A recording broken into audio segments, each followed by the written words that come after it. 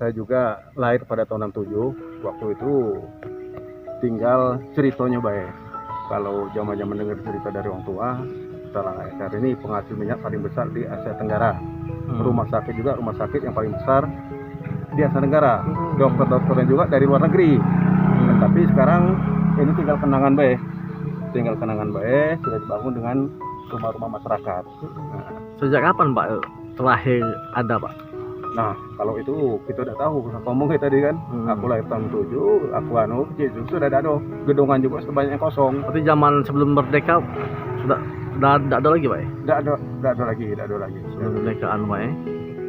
Kalau sejauh ini Pak, aktivitas Talangakar apa Pak? Kalau penduduknya berkebun. Berkebun nih. Tapi untuk perminyakan masih banyak hasil di situ Pak? Pertamina untuk perminyakan masih ada. Sekarang juga kan Boster di tempat pengumpul minyak itu masih ada juga sejarahnya. Sudah juga masih ada stasiun 10, stasiun 12 kayak itu kan masih ada juga masih. Cuma tidak tahu berapa barrel sekarang penghasilan per hari kayak gitu. Pak, kalau untuk Talangakar apa nak datang namanya Pak? Asal namanya Talangakar Pak? Talangakar. Memang Talangakar. Kalau sejarahnya aja ingat cerita lagi dari Talangakar itu formasi sumur. Formasi sumur yang dibor itu. Makanya Talangakar kayak itu kan. Sumur yang dibor itu. Iya, formasi Talangakar kayak itu kan. Maka sejarah di Batu Raja juga formasi Talangakar, sumur-sumur itu kan kayak itu kan mungkin kedangkalan, dangkal.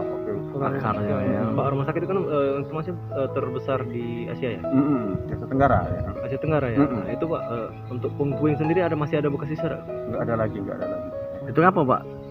Tegur oleh waktu atau ada pengusuran Pak? Waktu itu ya oleh waktu juga sudah itu bekas rumah sakit sekarang pernah dibor sama Pertamina, cuman nggak berhasil.